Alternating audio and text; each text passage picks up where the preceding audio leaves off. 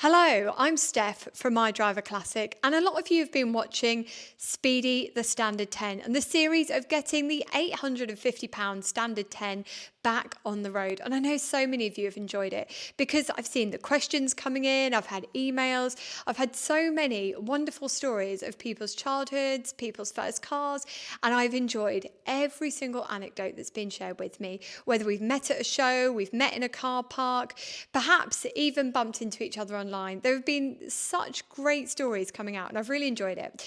But the thing that's popped up time and time again, and people have asked me in person, they've asked me online, is how much has this really cost? And I promised you that I would do an honest analysis of how much has been spent or how much would have been spent, because I have taken advantage somewhat of working at ADO Restoration, which would explain these two characters here. So you've got Paul, who's been an enormous support on the mechanics side of things, and you've got Ed, who of course is the genius from the body shop. Now I know a lot of you have taken quite a liking to Ed, but you can probably spot he has got a wedding ring on, right? I've just got to bring that up because everyone, you have been the absolute catnip of this video series. So thanks for keeping those views in. Now you'll also notice that we've only got one mic, which I hate doing, but I've been having no end of grief with my Rode mics. And if I'm being completely honest and was recommending some mics to you, I'm not sure I'd recommend these now because essentially I've got to sort another set. Anywho, let's crack on with this. So I'm going to be giving you the cost for each section, and at the end I will tell you what it came to in total. And you might be surprised, or you might find that you think it's too much, but we're going to talk about that at the end as well. So first of all, the springs. Now, if you remember rightly, when we looked underneath and it was myself and Ed, we were having a look, we noticed that broken spring. Now, you aren't going to just change one, and guess what? Just like many of the other parts on this car, they weren't available. So I ended up going to Jones Springs in the West Midlands, and they turned a set of springs around for me in less than 2 weeks. At the cost, including VAT, and all the costs that I'm sharing with you along the way are inclusive of that, £420. Now, a lot of people have said to me that's quite cheap. Ed, what do you think? Yeah, I mean it's certainly. I mean, especially for like something that's just not off the shelf. I think that's quite a reasonable price. I bought some for my A35 many years ago now, and I think it was a similar sort of price, and they're like an off the shelf spring that were just sort of readily available. So for something that has been made, I think it's a reasonable price to pay. And as you mentioned, you can't just buy one, you've got to have two. So, yeah. It is worth mentioning, though, that they did have to be slightly modified. So if you are going to get some from Jones Springs themselves, I'll give them the feedback so that by the time you get there, it's a bit less of a painful experience. But we did have to jiggle a few bits around. Now, the next thing that I needed was the exhaust, because the exhaust was held on with a myriad of interesting objects, including some string, 57 million cable ties, and I don't think it was even the original exhaust for the car. It was a bit of a hodgepodge. So the idea was that we know that the bodywork needed doing, we know various other bits needed doing, but the idea was to get the car safe and to get it roadworthy and to get it through an MOT. So the exhaust cost, I think, because I've mislaid the invoice, of course I have, around the £250 mark. And I got that through the Standard Motor Club. They're really good. They use a third party. The third party sends it to me.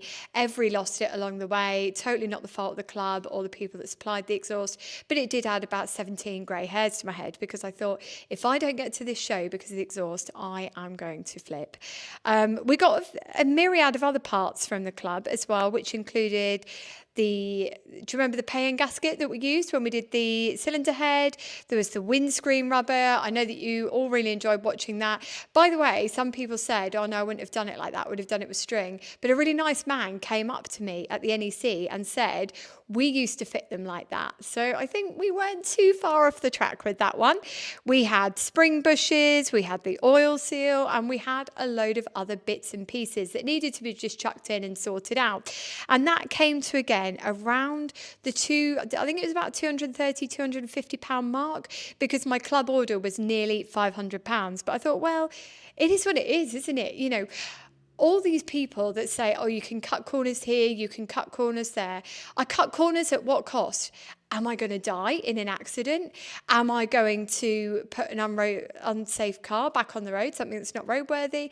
Absolutely not. I think if you don't have the money to do it all properly, either do it at a slower pace, and if you can't wait, don't do it at all, because driving a classic car is a privilege, and it's an enormous privilege because we don't need an MOT, and therefore it's on us even more so to be exemplary in all the behaviours that we exhibit and making sure that our cars are absolutely up to scratch. And that's what I wanted to do with this, and I think the chaps felt very passionately about that as well, because every single thing we did didn't just reflect on ourselves but reflected on the business as well, because we all work here and everything that we do is really important.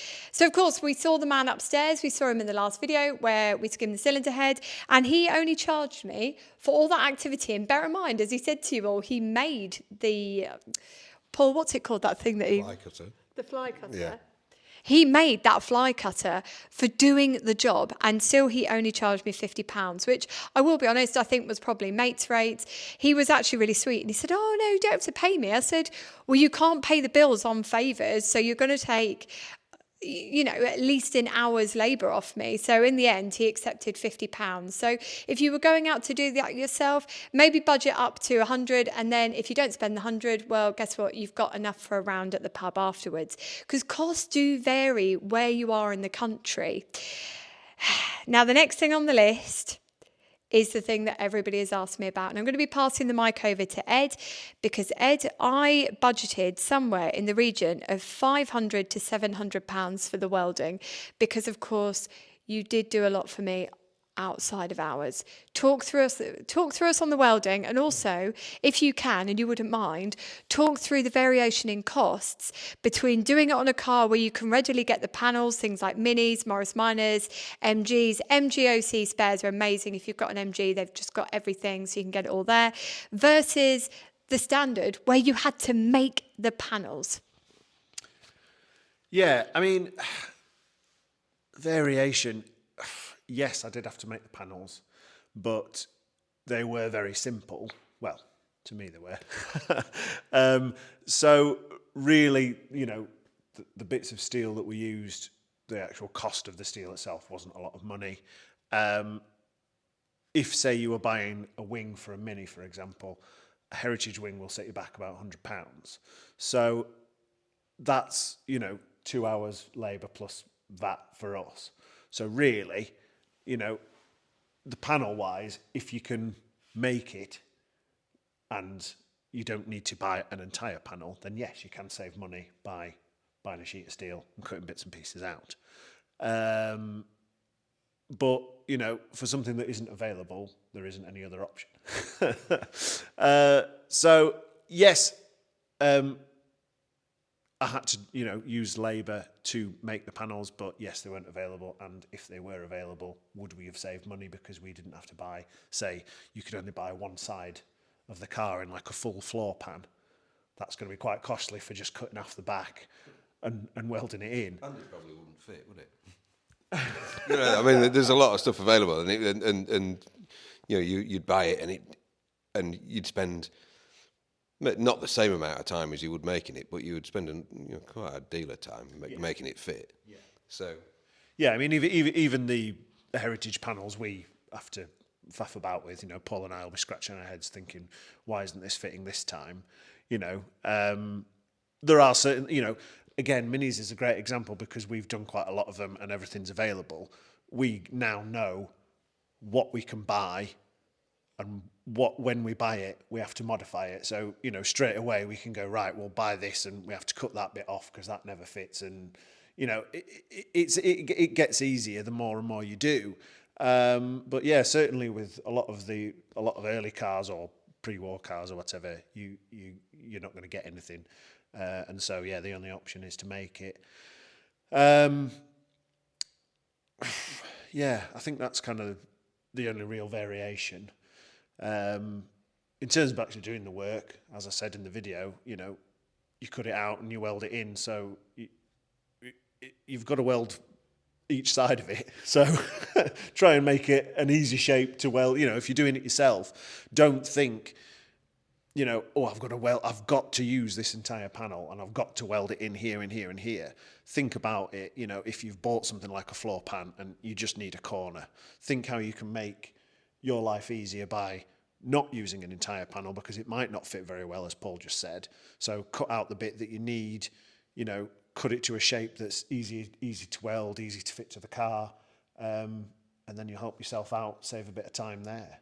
Yeah, I think the other bit with it is when you've got a job like that and you know it's going to escalate, you know there's going to be bits of it that you weren't expecting if you're not, you know, and that can be quite demoralising if it's 2:30 in the morning and you realise you've got another piece of inner sill to weld in or something like that. So you need to kind of make sure you know what the extent of the job's going to be as well, don't you? I think that's very important.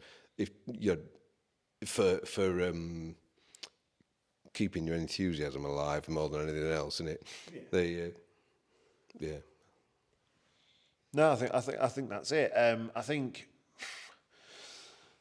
could we have saved some money? Probably not. No. I think we did it. You know, we only cut out what we needed to. There was one bit where I probably should have cut a bit more out, so that did actually take me a little bit of time. But again, it's one of those jobs. I've done it now, so if you brought me another one, Steph, I'd probably be able to do it a bit quicker. Don't bring another one. I don't know if Not just yet. I mean, take that as I'm not allowed to bring one in. But if you're a customer, please do bring one in. And, you know, actually, this is actually going to move on really nicely to my next question. We're going slightly off tangent here, but actually it's quite nice to do a roundup. Did you enjoy working on something different? Because you've been doing so many minis this year. Yeah, it is nice to throw some variation in there. Sometimes you do just get stuck on a job and you just think, oh my, you know, I just really had enough of this. But so yeah, I mean, as you just said, you're not allowed to bring another one, but I'll happily do another one with somebody else because I know what I'm doing now. I wouldn't say it's been good practice because, you know, the concept was there and we understood how it was going to go together. But in terms of, you know, how they go together and how we can make something, yeah, it has been good practice for it, definitely. I think what was nice for me actually is that we have an apprentice in who I've briefly mentioned, Blaine. He is such a superstar and he's part of the Heritage Skills Academy team who's just started.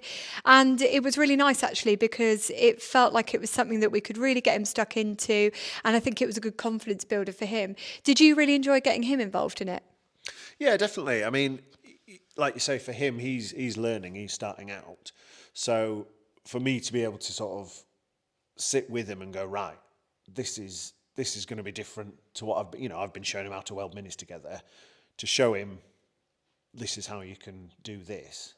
And he helped us out. He did a lot of the grudge work and grinding and he actually welded some of it in while I was, you know, helping Paul or you with something else. And he fitted the exhaust as well. So for him to be able to work on something like that and to be able to, you know, understand it is great for him.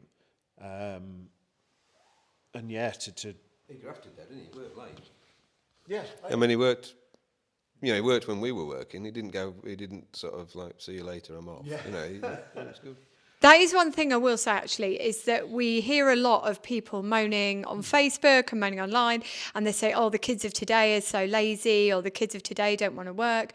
But actually, we've certainly not seen that with Blaine, and we've certainly met a lot of exceptional other young people through what we do, and all of them are working so hard in a world that is very hard going at the moment. So I think that's one of the nicest things I enjoyed was seeing Blaine Blaine really come to life and get stuck in and get involved. And the kid that we saw join our team in July just really came alive and built so much confidence. So for me, it's been a joy taking the car out and enjoying it. But actually, it's felt like a really great team building exercise where we all got to have a really great laugh while we did it, and we got to learn some new bits and pieces. And I think that we all got to know each other better as a team. I felt like I knew you all better at the end, because when you work in an office, as I do, and I work in the office here, I don't always get to join in with the day-to-day banter.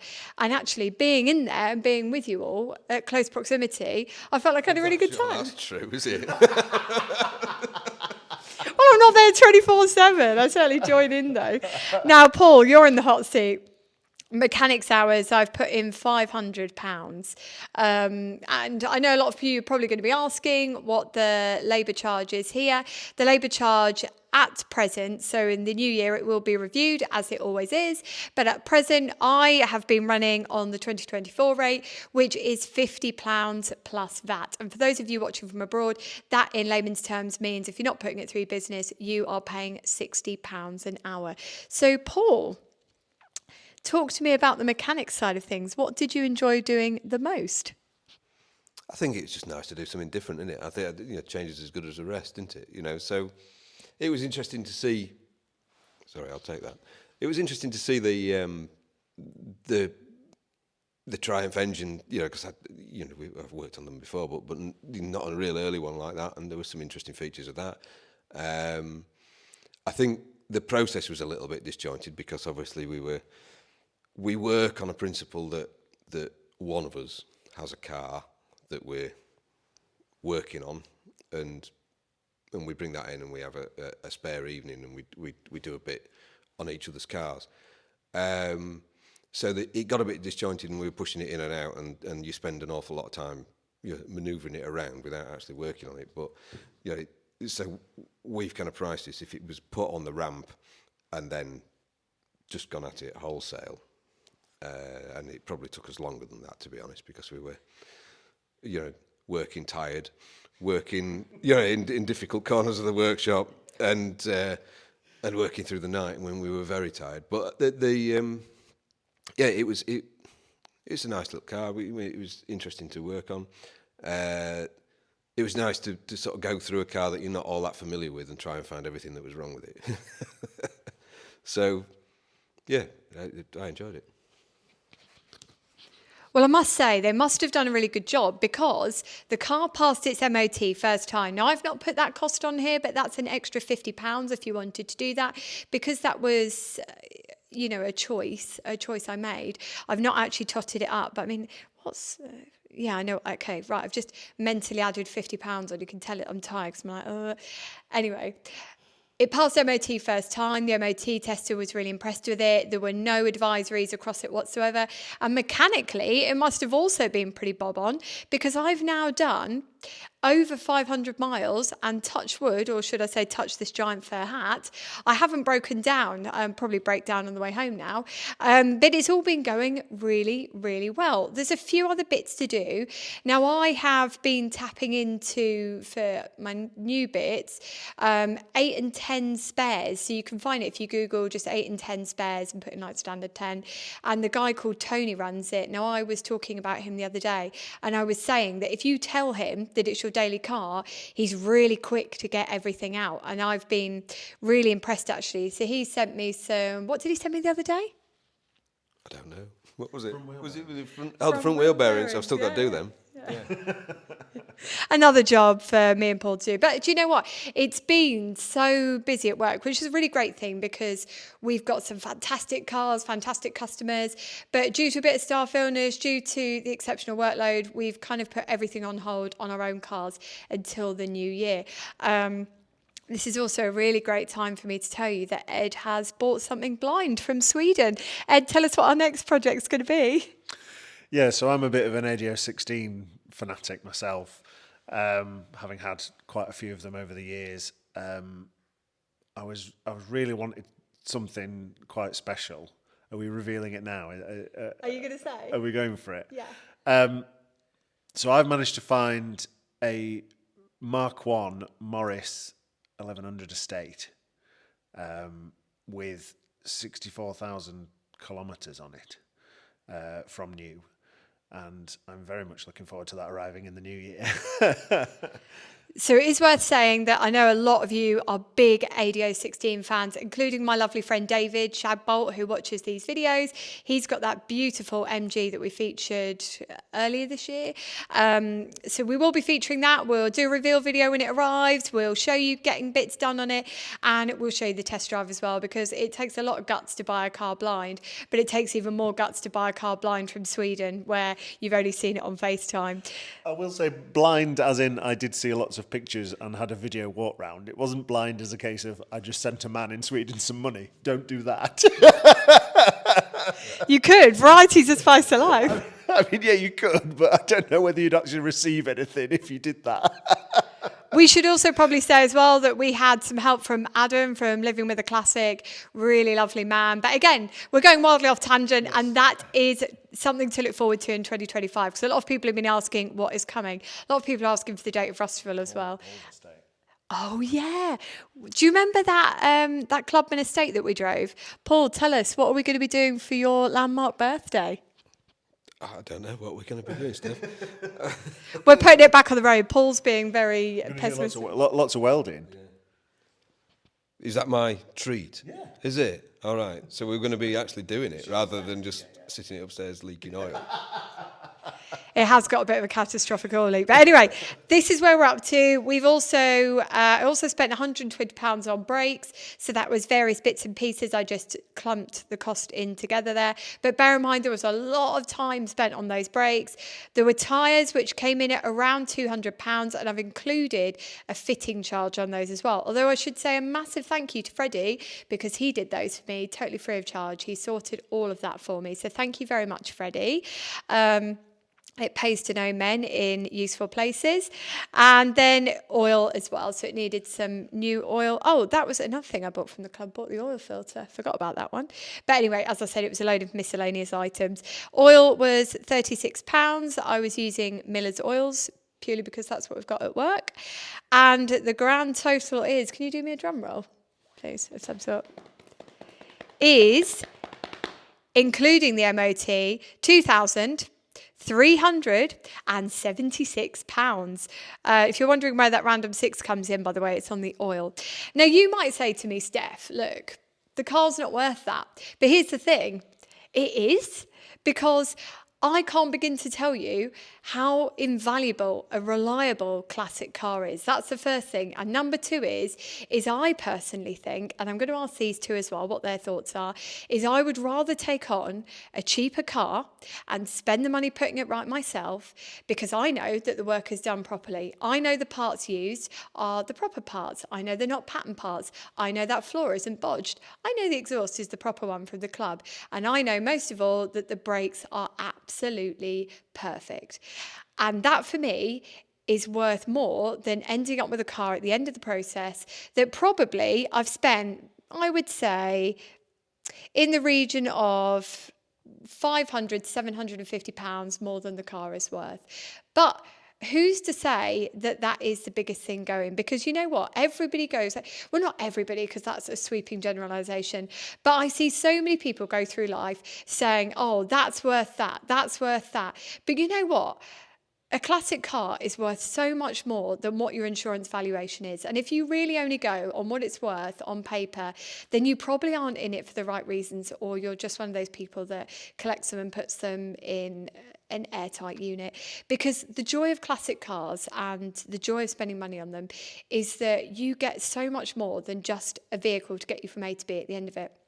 You get fun with your friends, you get days out, you get to look really cool, even if you're not a cool person. And you can also find your car really quickly in Sainsbury's car park when you finish your shopping and you're tired. But there's a lot more involved in it than that. There are so many great memories. Every time I get back in that car, I smile and I think of my friends and I think of all the fun that we had. And I enjoy it so much for that reason. And so for that, for me, yes, the car was £850, and that is what you're good at maths. What's £850 plus 2,376? I'll think about that. so £900 would be 3,276. So 226, 3,226. Okay. What did you say? 850. Yeah, that's right. Okay, so around that £3,000-ish mark, I think, well, I'm not being funny. I've seen absolute wreckers coming up for £3,000 at the moment, and I look at mine and I think, well, I know that all the work is really good on mine, and I know that mine is really reliable. I know that everything's been done properly. So yeah, I probably could have gone out and spent £3,000 and got myself one that's slightly shinier. But would I know that the work's done properly? Would I know that the floors haven't been patched? No, because it is so very rare now that you buy into a classic car and you don't buy somebody else's problems. So for me, I think it was worth every single penny, and I'm so pleased that I did it, even though at the end I was absolutely brassic, so no one's getting a good Christmas present off me this year. Ed, what are your thoughts on spending the money on a cheap car versus buying one that's fully done? Yeah, I mean, we see it quite a lot here at work. Someone will have bought something and then there's a problem. The worst one was somebody's brought us a car and we've done an engine rebuild on it. And you just think, well, that car looked amazing, and they haven't driven it because we've had to take the engine out, strip it all down to, well, Paul strips it all down to bits and put it all back together again, and that's a huge cost. I've seen people buying cars that look really shiny but are just made out of filler and paper mache. I've bought them myself. There's one outside. So yeah, I think you're right. I think to get that car and to go through it, now, yes, you've spent £3,000, but you didn't spend £3,000 straight away. The cost was spread out over a few weeks. As you said earlier, you don't have to do everything. If you're doing it yourself in your garage at home, you can spread the cost even further as a winter project, or a couple of years or whatever. And to have that knowledge that your springs are good, your exhaust isn't going to drop to bits, your brakes are all sorted. I think that's definitely the best way to go. Well, let's hope nothing falls to bits, because I've spent quite a bit of money. But you are right in terms of you can spread the cost. And obviously we didn't, because we wanted to get it to the NEC. And I also knew that I had a little pot of money there to play with, and I could tap into. And I was very lucky. I know that I've got the workshop, but I've priced it as though you are someone coming into this with absolutely no privilege in the workshop whatsoever. So Paul, what's your opinion on buying a cheap car and then spending money on it gradually versus buying a shiny car that looks like it's perfect? And do you have any stories you'd like to share? I don't know really. I mean, it is. I mean, if you know a car and you know who's done it and you know their competence level, and you can sort of make a judgment based on that, then that's probably a better way of buying a car. But to go in, I mean, we see a lot of minis, and I think they suffer from that problem where everybody thinks they can fix them, and I used to fix one of these on my drive, and but of course, you could. There's a lot of problems related to classic cars now, which are parts related, that we have to overcome, that you would never have had when you could go down the Leyland dealers and buy the original parts off the shelf. So you're not going to be aware of that. And, obviously, if you treat it like Lego, that should fit on there. And then you put it on and then you drive down the road. The cars aren't going to be like they were. So I think that's one of the main problems. But yeah, I think if you can buy a half decent car and are prepared to spend a bit of money on it, I mean, we've worked it out. I mean, there's things we maybe would have done on the engine. I think that we didn't have time to do, so we didn't fit unleaded valve seats, which we would probably have done, which would have added to the cost. Not a significant amount, I don't think. And yeah, but you've probably spent what, £300 more than what you could go out and buy one for, which you would have almost certainly have had to spend £300 on somewhere or other. So I think, from that point of view, it paid off, because you know what you've got. You've got some security in knowing that it's done right. Yeah, I think it swings and roundabouts, but it depends on the car. And by the time you can spend £300 going halfway across the country to go and look at one, can't you? And then find out it's no good. So it's difficult. So I think we'll round up with give cheap classics a chance, because it's a really great way to get a younger member of the family involved. If you yourself are on quite a tight budget and you really want a classic car and you think, I can't afford a shiny one, why not get stuck in, get something from the cheaper end of the market, perhaps one of the forgotten marks like Standard, you've got Jawa, you've got a whole world out there of really great marks that made really quality cars that actually don't cost that much to buy into. A little bit like that Singer that I showed you the other day. And I think that's the biggest takeaway from this, is that there are still cheap classics out there that you can fix and put on the road for not an eye-watering amount, especially if you spread out the cost. It is still possible to do a lot of stuff yourself at home. There is enormous club support out there for pretty much most cars, I would say, outside of some of the niche stuff like Yugos. That's when you start digging in and you might need a few specialist people. But by and large, if you're buying into a British classic, you've probably got a supportive club out there. And if you are of the younger generation, please don't be frightened to speak to some of the more seasoned members, because they have a lifetime of experience and quite often they're retired or they've got some additional time and they will be so willing to help you. I've certainly found that myself with the Standard Motor Club. They have been such wonderful people. So I can't say thank you enough to them as well. Thank you so much to Ed. Thank you so much to Paul. Blaine, the man upstairs, Gary in Leeds, who was so helpful, and all the other members, especially my friend Roger as well, that have really boosted morale, given support, given tech advice. Everybody along the way has just been absolutely fantastic. And of course, thank you to the previous owner, Steve, for selling me his car, because without him selling me the car at such a low price, we wouldn't be sitting here today and Speedy wouldn't be sitting outside. Now that's it from me today. Wherever you are in the world, take care and drive safely.